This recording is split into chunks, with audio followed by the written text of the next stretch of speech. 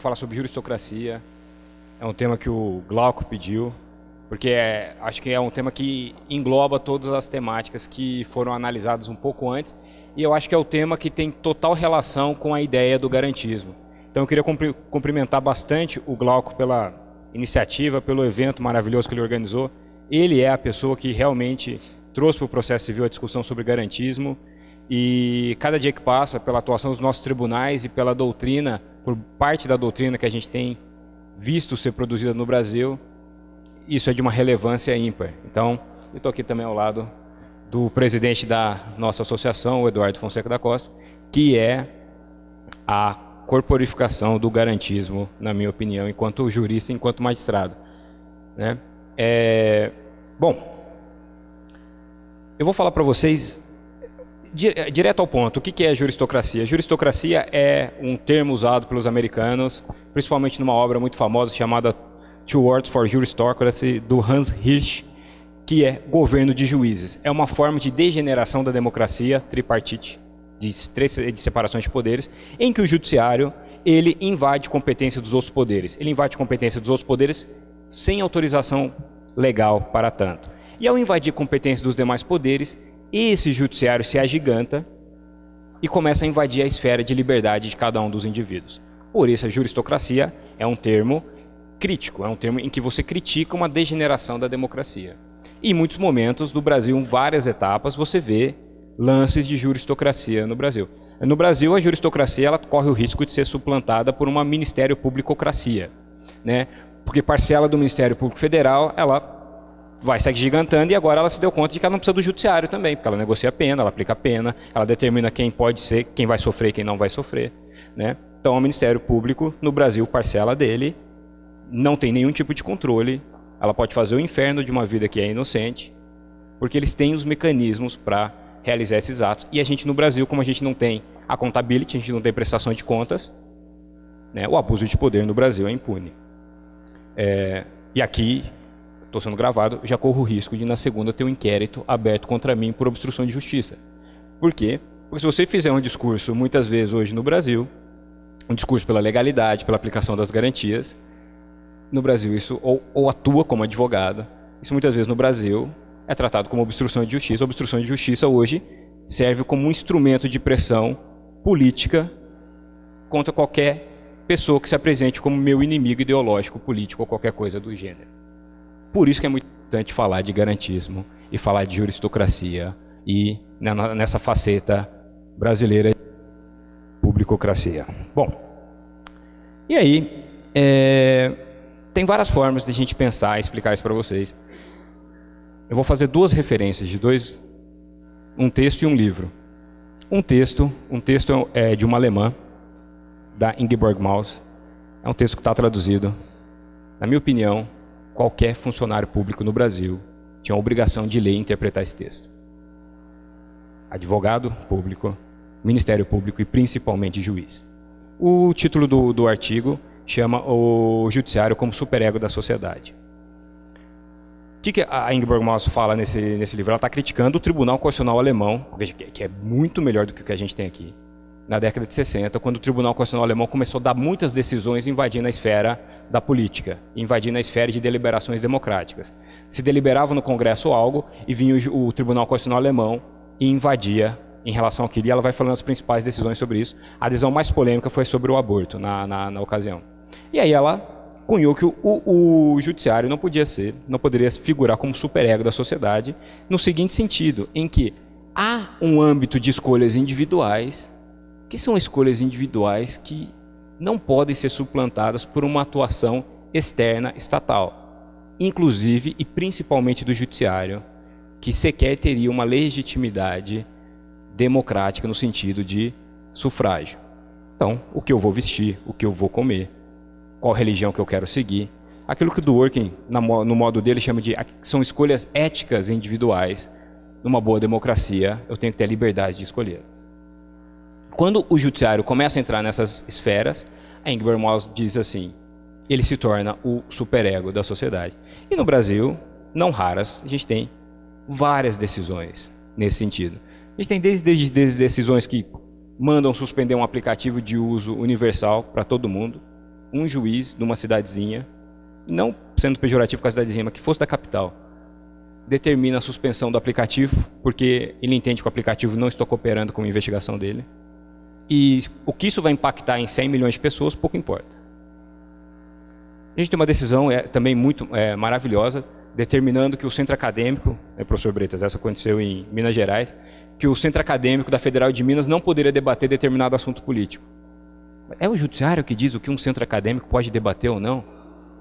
Aliás, todo mundo aqui já frequentou o centro acadêmico. Se eles soubessem, né, seria a menor preocupação deles no centro acadêmico. Mas, então, qual que é o nível de invasão que o judiciário pode promover? E aí tem vários, o Supremo tem 1 milhão de decisões que eu poderia citar nesse sentido, mas como eu quero andar com vocês, porque eu quero falar rapidamente mesmo, porque é só um fechamento do evento, eu fiquei pensando de achar o que faz a juristocracia surgir, basicamente. São vários fatores, a doutrina contribui, a sociedade, mas o mecanismo é o ativismo. É aquela ideia de que para fazer o justo, para fazer o bem, ou para fazer o que eu quero do ponto de vista de interesse pessoal, pouco importa o que as leis e as instituições prescrevem, né? Aos amigos a lei, aos inimigos o ativismo. Por quê? Porque o desapego à lei numa democracia é algo muito sério, né? Tem um livro do Waldron que chama Dignidade da Lei. É um livro que também deveria ser lido no Brasil. E aí, via ativismo aqui, lato sensu, o Ministério Público também é ativista quando ele age fora do campo das atribuições legais dele, né? E isso acontece com longa frequência.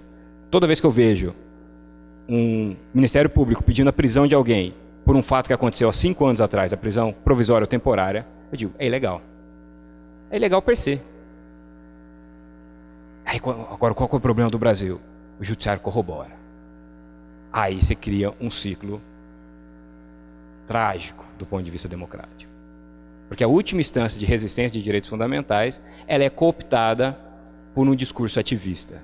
Porque, num afã de fazer o bem, no afã de combater a corrupção, ou no afã de criar uma sociedade mais justa, eu passo por cima das garantias construídas num processo civilizatório democrático, que é a conquista da lei democrática, tripartição de poderes e direitos fundamentais. E aí, pensando várias vezes, né, eu identifico os elementos jurídicos e eu sempre ficava pensando assim, mas por que as pessoas, né, caem nessa? Doutrinadores cobram essa ideia, ministros caem nessa ideia, juízes, promotores, professores, por que eles, né, entram nisso de uma forma contrária à democracia? E aí, teve um livro que saiu ano passado, eu vou mostrar, é um livro que eu gosto muito, não vou pregar, só estou levantando o livro. É o livro do Mark Lilla, que é um professor nos Estados Unidos, que chama Shipwrecked Mind. Seria mente naufragada. E aí ele me deu um conceito que me esclareceu muito. Na minha opinião, esse livro, ele já começou a ser traduzido para vários idiomas, não tem em português. Ele faz para nosso momento contemporâneo o que na década de 60, 70, 80, o livro O Ópio dos Intelectuais, do Raymond Aron, fez. Ele é uma forma de... Ele é uma crítica a como os intelectuais descrevem a política. Ele é um cientista político, filósofo. O Mark Lilla, ele desenvolve um conceito do que é uma mente naufragada. Então, por que as pessoas abandonam alguns conceitos democráticos? Por que algumas pessoas você não consegue debater temas políticos chaves de uma nação com ela? Porque a mente dela naufragou. E quem tem a mente naufragada, isso pode ser um político, um professor, um juiz, um membro do Ministério Público, você não consegue estabelecer diálogos e estabelecer premissas democráticas para construir raciocínios. E aí, Mark Lilla começa a descrever algumas características do que é uma mente naufragada, e eu vou resumir em 5 minutos um livro que vale muito a pena. Ele debate com os principais autores, né? Vale muito a pena ler o Lilla. Ele diz assim, a mente naufragada, ele está criticando principalmente os supremacistas brancos dos Estados Unidos, que até é um tema bem atual.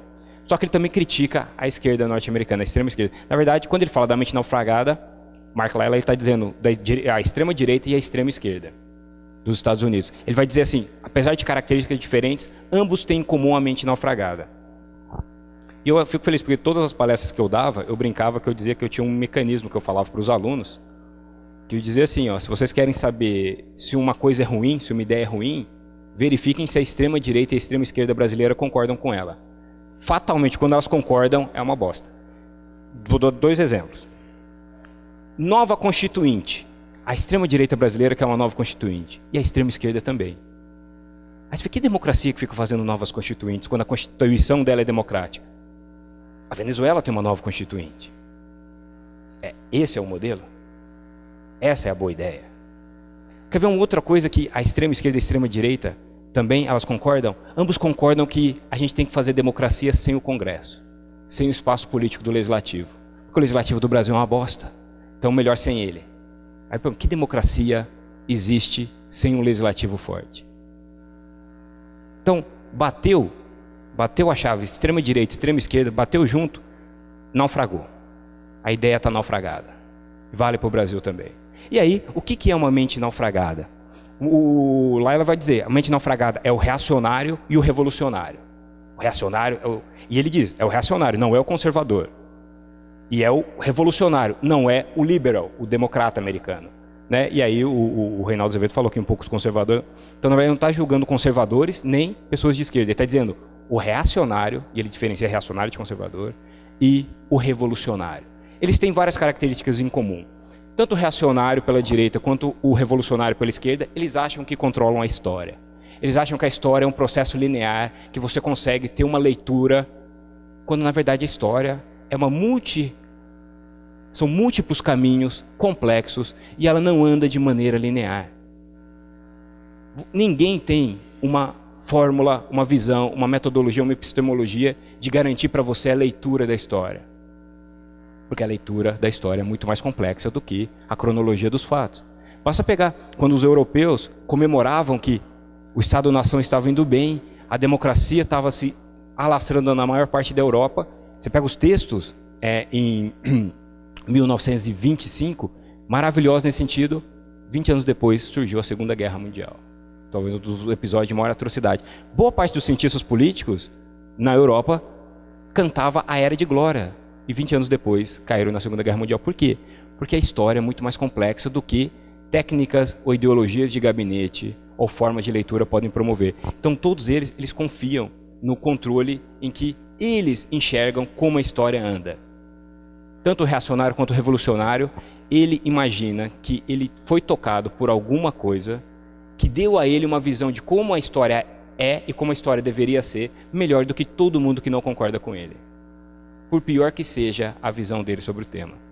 Então, eles acreditam no controle da história, ou que a história tem um caminho só. Logo, eles acreditam numa coisa chamada metanarrativa. Eles acreditam que, a depender da tua visão política, ou reacionária ou revolucionária, você conta um fim para a história. Você consegue trazer os outros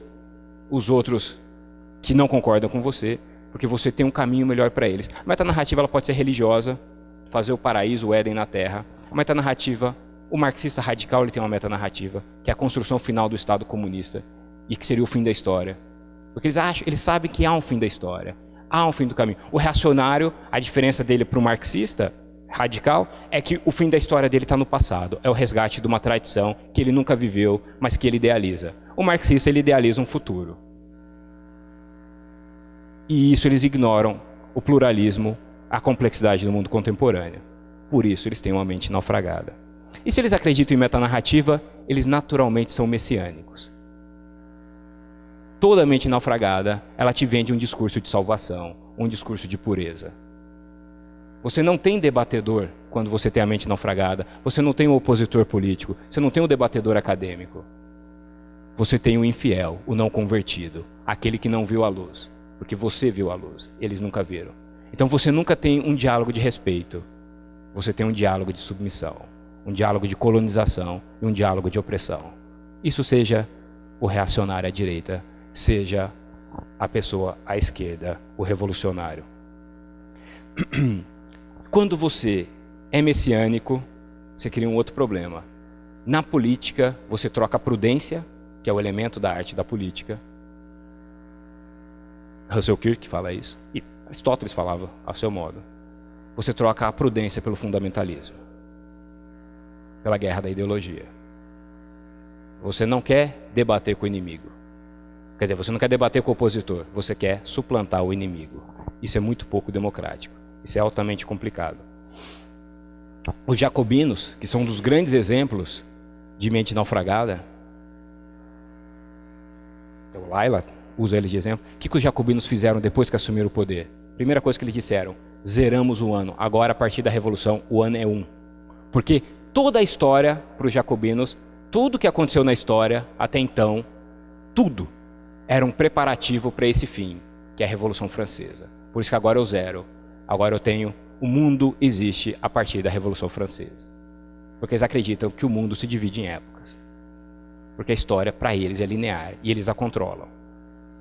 Como a Revolução eles conseguiram, esse era o momento, esse era o auge do mundo. Quem nunca ouviu dizer, quantos discursos a gente não acompanha por aí, que o direito brasileiro surgiu pós-Lava Jato? Ou que só se começou a fazer alguma coisa boa no direito brasileiro pós-Lava Jato? E é um discurso que até ele cai por terra rapidamente. O Supremo Tribunal Federal, na Ação Penal 470, que foi a ação penal do Mensalão, o Supremo Tribunal Federal, para várias pessoas, ele foi 1000 vezes mais rigoroso do que a Lava Jato é para os... Teve condenações de 20, 30, 40, 52 anos na Ação Penal 470. A Lava Jato, ela entrou na era da delação premiada sem controle. Tem muita coisa boa. Mas o discurso de que, se você contrariar ou fizer qualquer crítica à Lava Jato, você não está vendo o fim da história do direito brasileiro. Ou você não está vendo a luz que a era da Lava Jato inaugura. O direito brasileiro é outro pós-Lava Jato. Enfim, esse é um ponto bastante complicado. E aí, por fim, uma outra característica que eles têm, a mente naufragada tem, seja direita ou seja esquerda, eles são exilados do tempo. O reacionário e o revolucionário, eles vivem fora do seu tempo, por escolha deles. Eles são exilados do tempo, por isso que é tão difícil dialogar com eles. O reacionário vive num passado que nunca existiu, que ele idealiza. E aí, quando ele pensa as glórias do passado, fora das novidades que o afligem, ele se extasia. E a vida dele é resgatar esse passado que nunca existiu. O revolucionário, ele vive no futuro, no fim da história que ele vê. Ele vive num futuro em que tudo aquilo que ele pensa seria unanimidade. Em que todas as complexidades do mundo se reduziriam à visão simplória que ele tem do mundo. Ambos são exilados no tempo. Um vive num futuro que nunca vai se concretizar e o outro vive num passado que nunca existiu. E por fim, o que eles têm em comum? Tanto o que tem em comum a mente naufragada de direita e de esquerda. Ambos aceitam justificar crimes e ilegalidades em nome de um futuro melhor. Por isso o garantismo é tão importante. Porque o garantismo é uma forma da gente denunciar a mente naufragada, seja a reboque da direita, seja a reboque da esquerda. E aí eu termino agradecendo a paciência de todos com um aforismo do Nietzsche que eu acho muito importante. Nietzsche ele dizia assim: quando a gente combate um monstro, a gente tem que tomar muito cuidado para não se transformar num monstro também. Porque toda vez que você olha para um abismo, esse abismo profundamente olha de volta para você. Então, num afã de combater corrupção e impunidade, quando eu vejo que, no afã de combater corrupção e impunidade, ilegalidades são cometidas, violações a garantias fundamentais são cometidas, violação ao devido processo legal é cometido com uma certa frequência e com a complacência de diversos atores políticos e da instância de pensamento doutrinário. Nesse momento, eu tenho certeza que tem um abismo ativista, autoritário e messiânico olhando de volta para mim. Muito obrigado.